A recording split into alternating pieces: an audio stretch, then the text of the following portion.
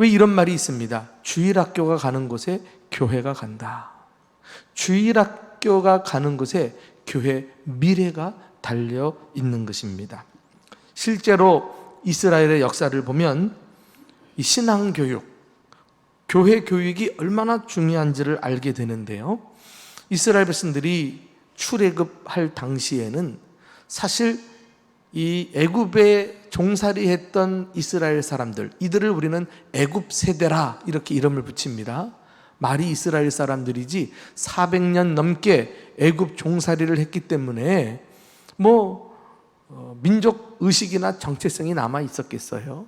다 애굽을 따라서 우상을 섬기고 애굽화 되었던 사람들 아니겠습니까? 그러니 하나님께서 이들을 데리고 이제 해방을 시켜서 약속의 땅 가나안으로 이끌어 주십니다.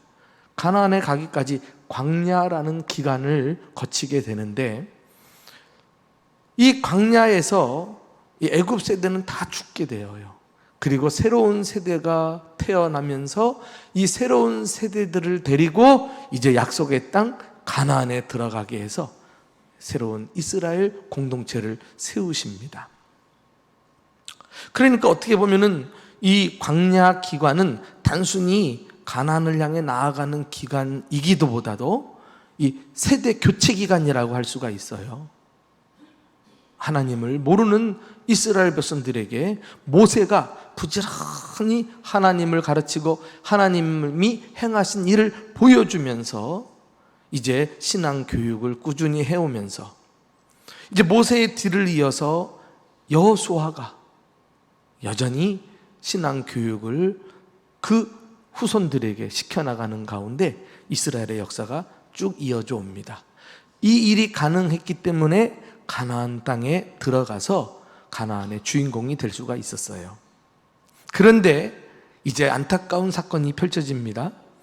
이 여호수아까지는 신앙 교육이 잘 유지되어 왔는데 여호수아가 죽는 일이 생긴 거예요. 자, 여호수아가 죽을 때 혼자만 죽었겠어요? 여호수아 당시에 기성세대들도 다 죽고 떠나게 됩니다. 이후에 어떤 일이 일어났을까요? 우리 사사기서 2장 10절 말씀을 다 같이 읽어보십니다. 자, 시작. 그 세대의 사람도 다 그 조상들에게로 돌아갔고 그 후에 일어난 다른 세대는 여호와를 알지 못하며 여호와께서 이스라엘을 위하여 행하신 일도 알지 못하였더라. 그 조상들이 다 돌아갔다, 죽었다. 그러면은 다음 세대가 일어나야 한다고 표현하는 것이 옳잖아요. 그런데 다른 세대가 일어났다. 이게 무엇을 강조하는 표현입니까? 지금까지 하고는 전혀 다른 세대가 출현을 했다는 것을 강조하는 표현이 아닐까요? 이렇게 교육이 시행되지 않으면 세대와 세대의 단절 현상이 찾아오는 것입니다. 그 결과로 다음 세대가 아닌 다른 세대가 나타나서 그 이후에 사회는 온통 종교적으로 도덕적으로 타락이 만연해졌고 이스라엘 역사상 가장 어두운 암흑기가 찾아왔어요. 그 시기가 사사시대 아닙니까?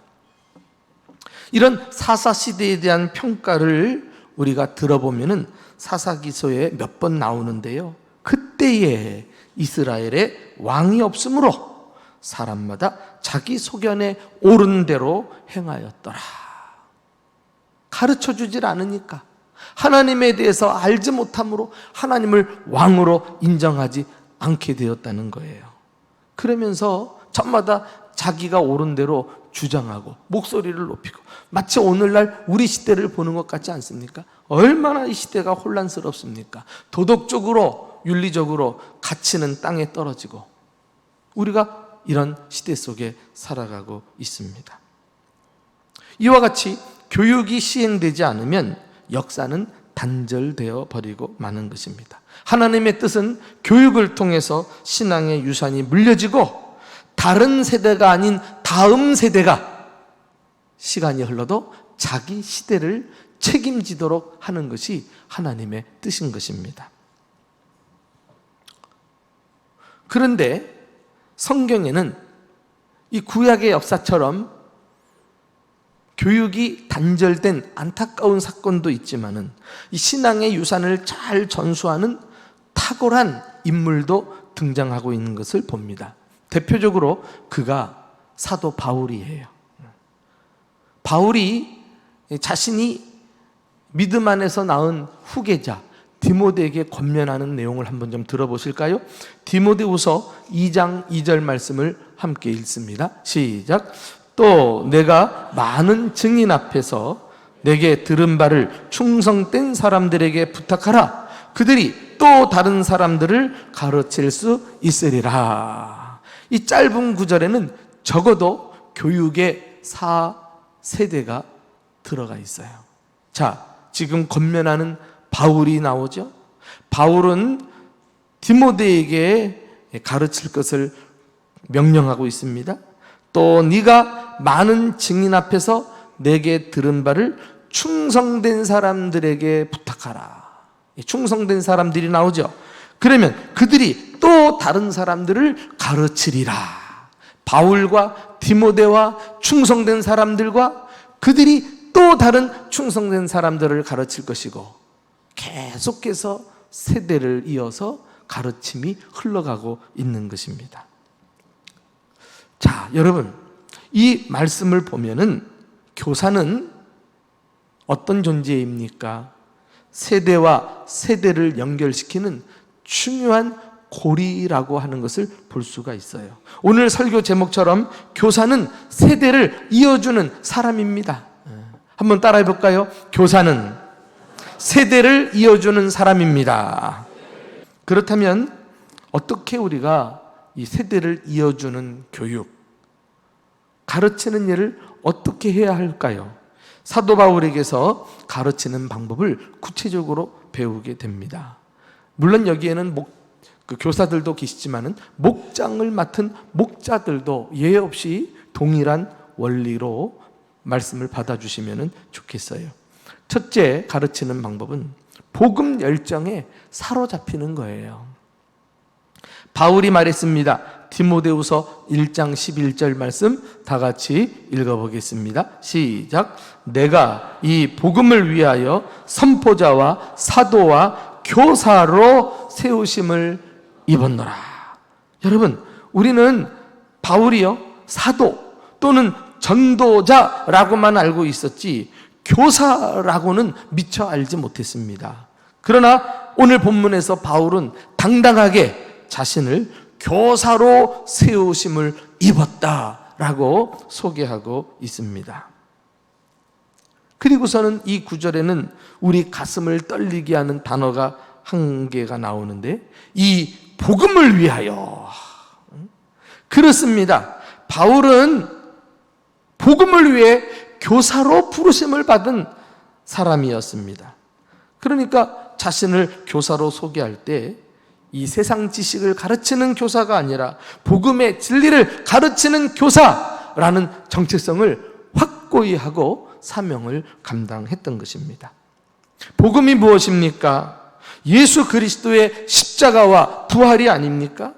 십자가에서 예수님이 죽으시고 다시 사셔서 그 예수님을 통해서 우리 죄를 사함받고 영원한 생명을 얻는다는 이 기쁨의 소식, 복된 소식, 만천하의 이 복음 외에는 우리에게 구원을 가져다 줄 기쁜 소식이 없는 줄로 믿습니다. 그러므로 주일학교 교사의 첫 번째 자격은 자신이 이 복음을 가르치는 교사라는 사실을 아는 것입니다.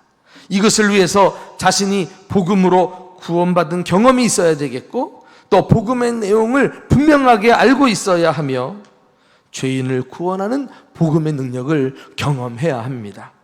그래야 복음 열정에 사로잡혀 가지고 언제든지 우리가 복음을 가르치며 살아가게 되는 것 아니겠어요? 사도 바울은 이 복음에 대한 어떤 확신을 가지고 살았는가? 우리 바울의 고백을 한번 직접 눈으로 확인해 보실까요? 고린도전서 1장 16절 말씀입니다. 자, 시작.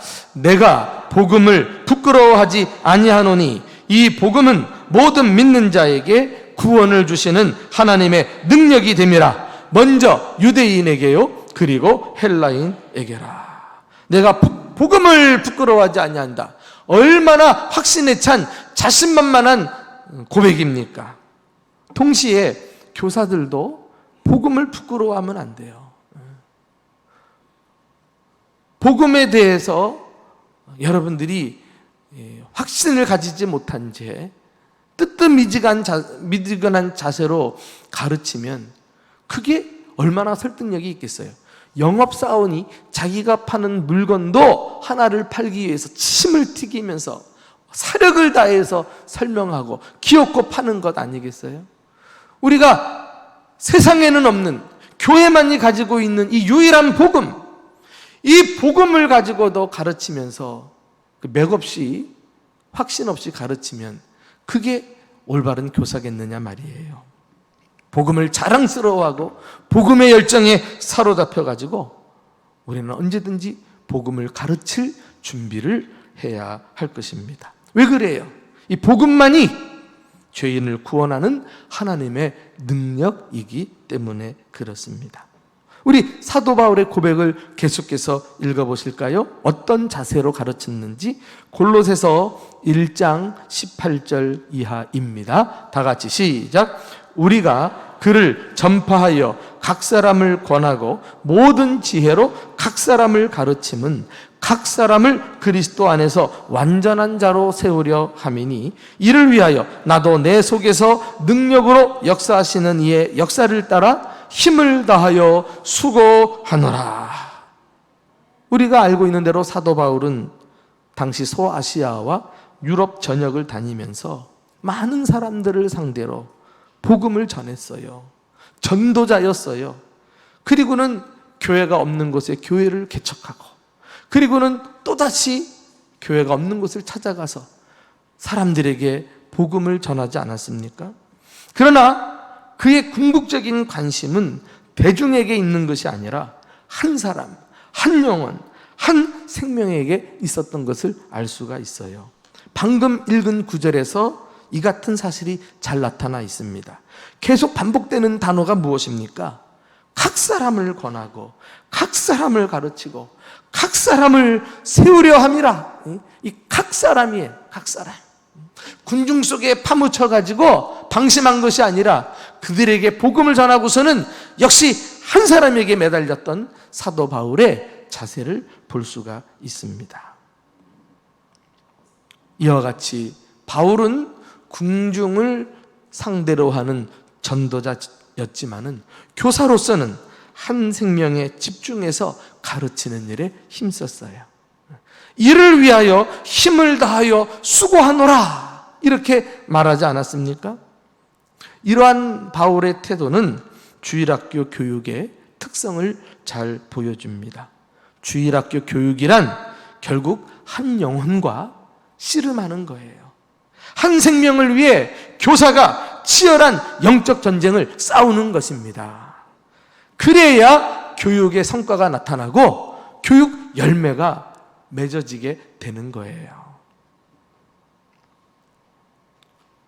그렇지 않고 열의 없이 그 한 생명 한 생명에게 나를 쏟아붓듯 가르치지 않으면 아무 일도 일어나지 않습니다. 가르치면서 본인도 힘들고 배우는 사람도 힘들고.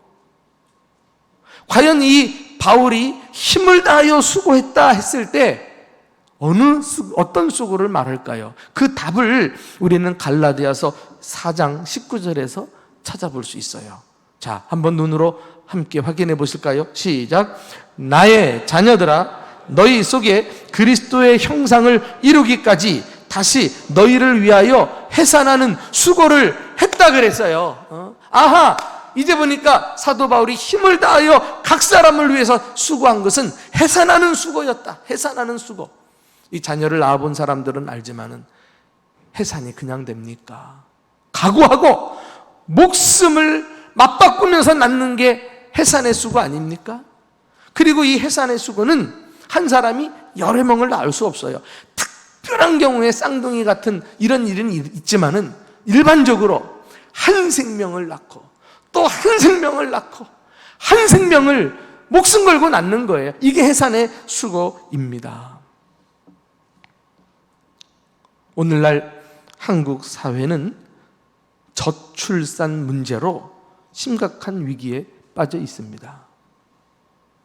그 중에 교회마다 제일 큰 위기를 맡고 있는 영역은 바로 주일학교 부서예요. 우리 사회가 얼마 전까지만 해도 인구 절벽 이런 말을 써왔는데 이제는 절벽이란 말을 쓰지 않아요. 인구 추락. 현실로 우리가 체감하고 있다는 거 아니겠어요? 그러니까 아니 세상에 초등학교가 문을 닫고 말이죠. 그 초등학교 입학식이 그 널따란 운동장에 그 몇십 명 고작 줄을 세우고 입학식을 하는 모습을 안타깝게 바라보지 않습니까? 아니 하물며 최전방을 지키는 군 부대가 사람들이 없어서 사라지는 이런 안타까운 현실 속에 우리가 지금 살아가고 있습니다. 그러니 주일학교는 말할 것도 없지요. 이제는 과거에 그 열심히 주일학교를 섬겨서 한방 가득 채우고 부흥을 경험했던 분들이 이 과거의 부흥을 이야기하면서 현실을 탓할 수 없는 이런 상황 속에 와 있습니다. 이제는 이런 현실을 그대로 받아들여야 돼요. 이제 우리가 이 수로 승부 걸고자 하는 환상을 깨고 10명, 20명은 못 모아도 하나님이 내반해 주신 이 아이들에 대해서 정말 해산의 수고를 무릅쓰고 질적으로 승부를 거는 전략으로 바꿔야 돼요. 나는 이것을 군계 일학의 전략이라 이렇게 이름을 붙이고 싶어요. 닭의 무리 가운데 한 마리의 학.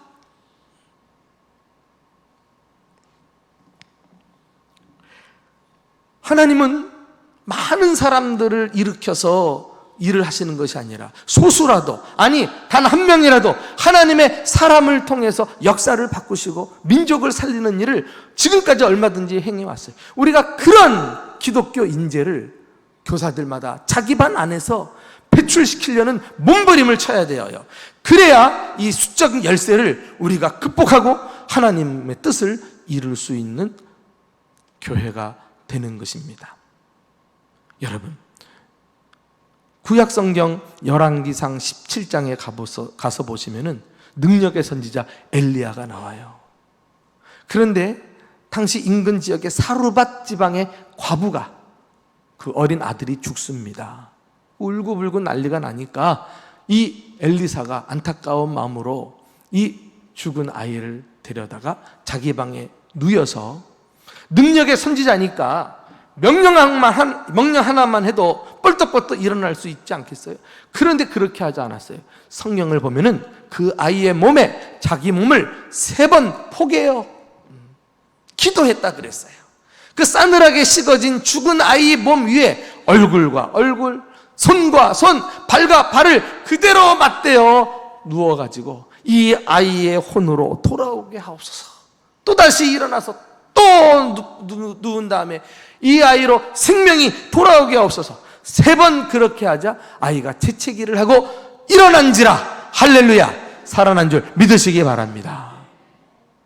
여러분, 이 그림이 우리에게 보여주는 교훈이 무엇입니까? 이렇게 생명을 살리는 방법은 기적의 방법을 통해서라기보다도 한 생명 한 생명 정말 끌어안듯 최선을 다해서 해산의 수고를 할 때만이 살아난다는 거예요.